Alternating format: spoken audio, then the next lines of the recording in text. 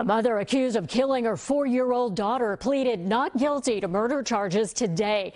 The I-Team has learned the mother has a long history with the county's child welfare system. And as investigative reporter Lolita Lopez explains, she may have only recently gotten custody of the little girl and her siblings.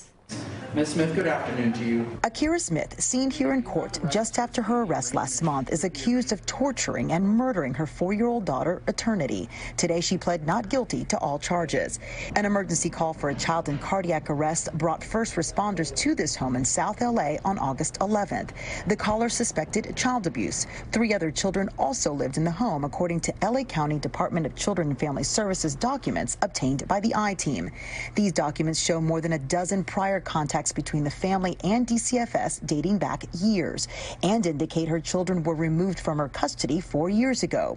An assessment by DCFS in September 2016 determined the situation very high risk and the children were placed with the maternal aunt. According to the criminal complaint, Smith was convicted in 2016 of assault with a deadly weapon and in 2014 of injuring her partner. For now, bail will be set in the scheduled amount of $3,050,000. The documents show another assessment last year that suggested Smith's home was a safe environment. And this March, it appears the children, ages 1 to 16, were allowed to return. The new information comes as the department has started to release information about children's deaths to the public.